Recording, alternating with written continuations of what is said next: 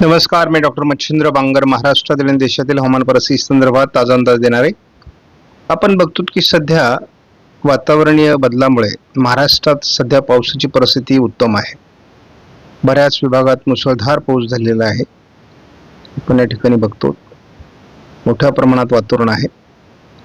त्यामुळे मान्सूनचा ट्रप किंवा आस एका मध्य भारतावरच असल्यामुळे दक्षिण भारतातही पावसाची कमी आहे आणि उत्तर भारतातही पावसाची अजून कमी आहे, परंतु मध्य भारतावर बऱ्यापैकी पाऊस होतो आहे. मान्सूनच्या दोन्ही शाखा आता सक्रिय होण्याच्या मार्गावर आहेत. त्यामुळे हे मान्सून ट्रप जशी वरती सरकेल तसा मध्य भारतावर पावसाच्या वातावरणात बदल होऊ शकतो असा अंदाज आहे. महाराष्ट्रातील एकूण परिस्थितीवर आपलं बारकाईने लक्ष आहे. अजून देखील नंदुरबार धुळे जिल्ह्यामध्ये पावसाची परिस्थिती गंभीर आहे. पूर्व विदर्भामध्ये पावसाची परिस्थिती गंभीर आहे. त्यानंतर कोल्हापूर, साताऱ्यामध्ये, ठाण्यामध्ये पावसाची मोठी कमी आहे. हिंगोलीमध्ये 50% दरम्यान जवळपास आता पाऊस येऊन पोहोचला आहे महाराष्ट्राचा. परंतु एवढी मोठी तूट जूनमध्ये असणं हे याला एल निनो कारणीभूत आहे. एकतर मान्सूनची सुरुवात उशिरा झाली, त्यानंतर तो सातत्याने सक्रिय राहू शकला नाही, कारण दोन्ही शाखा सातत्याने ठप्प राहिल्या. त्यांची पुढची प्रगती होऊ शकली नाही. नवीन वादळी प्रणाली विकसित झाल्या नाहीत. या सर्व कारणाने भारतातील एकूण 60% पाऊस झालेला आहे, तर महाराष्ट्रात हीच आकडेवारी 50%च्या दरम्यान आहे. आपण मुंबईतल्या पावसाचं जर सध्याचा परिस्थिती बघितली तर कुलाब्याला 20% पावसाची घट आहे आणि सांताक्रूजला 23% पावसाची घट 29 जून पर्यंत दाखवण्यात आलेली आहे. ही घट आज जर चांगला पाऊस झाला तर निघून जाऊ शकते. सरासरीच्या दरम्यान पाऊस पडू शकतो. CFS मॉडेलने महाराष्ट्रातील पावसाची परिस्थिती दाखवलेली आहे. 29 तारखेपासून तर 6 जुलैपर्यंत महाराष्ट्रात जोरदार पावसाची शक्यता दाखवण्यात आलेली आहे आणि संपूर्ण देशात महाराष्ट्रात जास्त पाऊस होईल असा या पाठीमागचा अंदाज देखील आहे. पुढच्या आठवड्यात म्हणजेच जवळपास 6 ते 13 जुलै हा कालावधी देखील महाराष्ट्रात अतिवृष्टीचा आहे. त्यामुळे यदा कदाचित हा अंदाज जर बरोबर झाला तर महाराष्ट्राचं चित्र वेगळं असणार आहे. आपण ECMW मॉडेलचा जर धावता अंदाज घेतला तर महाराष्ट्रात पाऊस होणार आहे का, किती प्रमाणात होणार आहे, कोणत्या भागात होणार आहे हे आपल्याला स्पष्ट दिसतं. इथं दिसते की आपल्याला कोकण किनारपट्टीला मुसळधार पावसाची शक्यता प्राथमिकदृष्ट्या दिसते. विदर्भ आणि उत्तर महाराष्ट्राच्या दिशेने देखील पावसाची शक्यता वाढते. सुरुवातीला दक्षिणेकडून म्हणजेच पश्चिम महाराष्ट्रात पाऊस वाढेल असं दिसत होतं, परंतु आता हा अंदाज बदलून महाराष्ट्राच्या उत्तरेकडील दिशेत पावसाचं प्रमाण वाढण्याची शक्यता वाढते. त्यामुळे एल निनोच्या वर्षामध्ये अंदाज मोठ्या प्रमाणात बदलत आहेत आणि पावसाची तूट ही महाराष्ट्राच्या दक्षिणेकडे सरकते हे स्पष्ट होत आहे.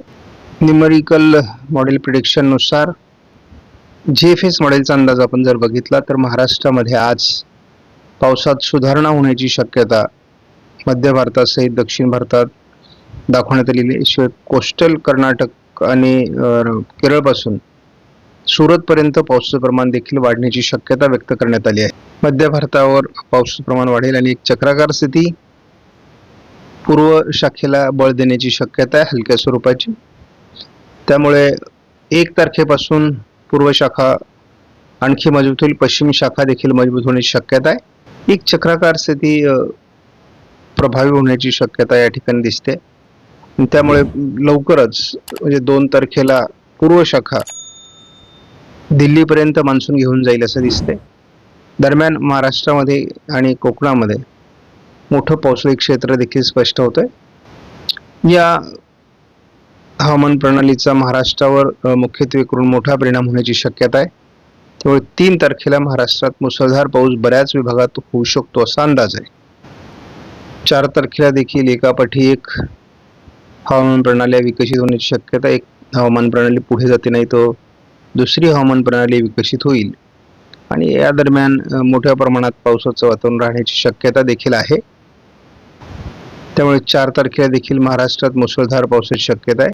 5 तारखेला देखील महाराष्ट्राच्या बऱ्याच भागात जोरदार पाऊस, कोकणात मुसळधार पावसाची शक्यता आहे. उत्तर महाराष्ट्रामध्ये पावसाचं प्रमाण वाढण्याची शक्यता आहे. पुन्हा एकदा बंगालच्या उपसागरातून होत असलेल्या वातावरण निर्मितीचा प्रभाव हा महाराष्ट्रापर्यंत पोहोचतोय आणि त्यामुळे महाराष्ट्रात जेफेस पडणे देखील सातत्याने मोठं पावसाळी वातावरण 6 तारखेला देखील दाखवलं आहे. 7 तारखेला देखील एकापाठी एक तयार होणाऱ्या हवामान प्रणाल्या आणि त्यातून तयार होणारं पावसाळी वातावरण हे महाराष्ट्रामध्ये मोठ्या प्रमाणामध्ये वातावरण निर्मिती करेल असं दिसते. 7 तारखेचा अंदाज आहे. जेफेस मॉडेलने महाराष्ट्राच्या उत्तरेकडे दरम्यानच्या काळात पावसाचं प्रमाण जास्त राहील. शिवाय निर्धारित तारीख जी आहे मान्सूनची ती संपूर्ण भारतामध्ये 8 तारखेपर्यंत मान्सून पोहोचवेल असं दिसतंय. 8 तारखेला जी काही जेफेस मॉडेलने तीव्र अशा प्रकारची हवामान प्रणाली विकसित होण्याचा अंदाज दिलाय. ही कोणत्या दिशेने जाते यावर पुढील पाऊसमान अवलंबून असणार आहे. बऱ्याचदा एल निनोच्या वर्षामध्ये भारताच्या भूभागावर अशा सिस्टम सक्रिय होत नाहीत, परंतु आपण बघतो की पुन्हा एकदा या भागात पावसाची उघडीप दिसते. जरी संपूर्ण भारतात मान्सून पोहोचेल तरी देखील तो फार कमकुवत असणार आहे. या भागात थोडं गुजरात आणि मध्य प्रदेशच्या काही भागात महाराष्ट्रामध्ये उत्तरेकडून पावसाची शक्यता वाढते. आजपासून कोकण किनारपट्टीला मुसळधार पावसाची शक्यता आहे. विदर्भामध्ये मुसळधार पावसाची शक्यता आहे. हा संपूर्ण विदर्भाचा भाग हा पावसाळी असण्याची शक्यता आहे. कोकणामध्ये मुसळधार पावसाची शक्यता आहे. मात्र हा जो मधला पट्टा याला स्थानिक अशा प्रकारचं वातावरण आहे, त्यामुळे पावसाचं वातावरण महाराष्ट्रभर असणं अपेक्षित आहे. आपण परिणाम बघतो. या ठिकाणी मोठ्या प्रमाणात पाऊस आहेच. हाही भाग पावसाळी आहे.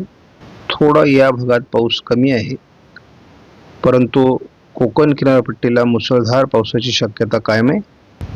2 तारखेला हे वातावरण जसं कोकणात आहे तसंच पूर्व विदर्भात देखील वाढण्याची शक्यता आहे. शिवाय पावसाचं प्रमाण कोकणाबरोबरच उत्तर महाराष्ट्रातही वाढण्याची शक्यता आहे. केवळ हा थोडा भाग या ठिकाणी बाधित होतोय. मात्र दरम्यानच्या काळात महाराष्ट्रात मुसळधार पाऊस बऱ्याच भागात होऊ शकतो आणि मी यापूर्वीच सांगितलंय हा आठवडा अतिशय पावसाळी आहे आणि त्यामुळे या आठवड्यामध्ये नद्यांना पूर, धरणं भरणं ह्या सगळ्या गोष्टी घडणार आहेत. 3 तारखेला सर्वदूर महाराष्ट्रात मोठ्या पावसाची शक्यता आहे. विदर्भ मराठवाड्यामध्ये याचं प्रमाण अधिक आहे. 4 तारखेला महाराष्ट्रात सर्वदूर पावसाची मोठी शक्यता आहे. महाराष्ट्राच्या उत्तरेकडून आणि संपूर्ण मध्य महाराष्ट्र, पश्चिम महाराष्ट्र, उत्तर महाराष्ट्र, कोकण या भागात पावसाचा खूप जोर असणार आहे मराठवाड्यासहित. 5 तारखेला एक मोठी वादळी प्रणाली गुजरातच्या दरम्यान विकसित होईल. मध्य प्रदेश, गुजरात आणि महाराष्ट्राच्या बाउंड्रीवर याचा मोठा परिणाम होण्याची शक्यता आहे. दरम्यान कोकणातही मुसळधार पाऊस राहील. मराठवाडा, मध्य महाराष्ट्र, उत्तर महाराष्ट्र मोठं वातावरण राहण्याची शक्यता आहे. त्यामुळे महाराष्ट्रातली पावसाची गरज या आठवड्यात बऱ्यापैकी कव्हर होऊ शकते.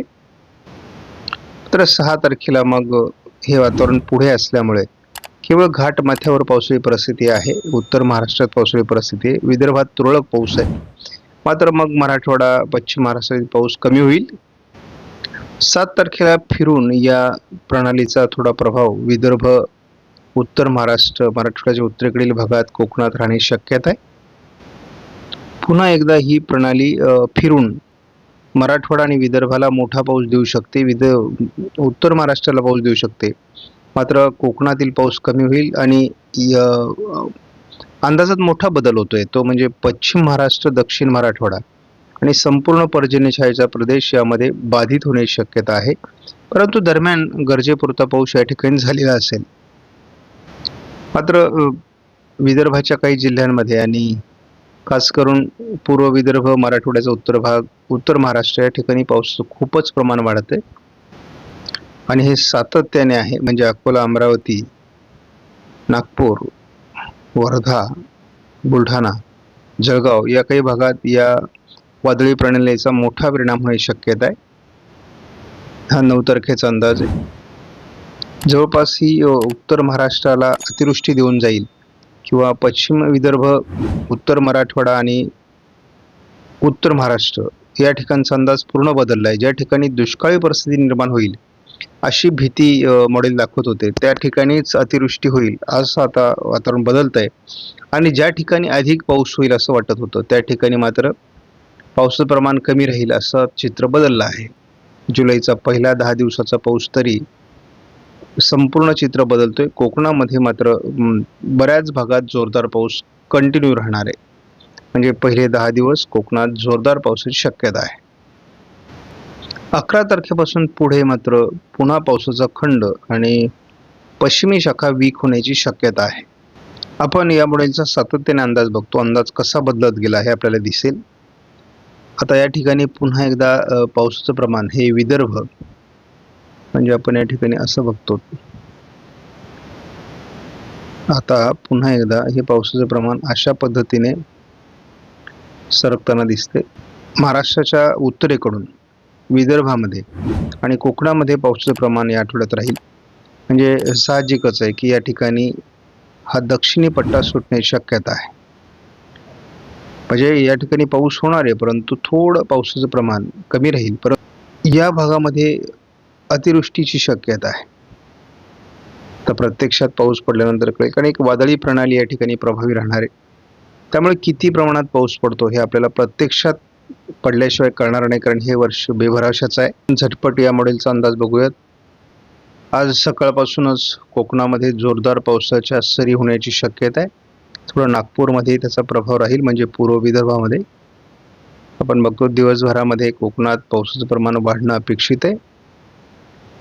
दुपारनंतर हे उर्वरित महाराष्ट्रामध्ये सुद्धा सरकण्याची शक्यता आहे.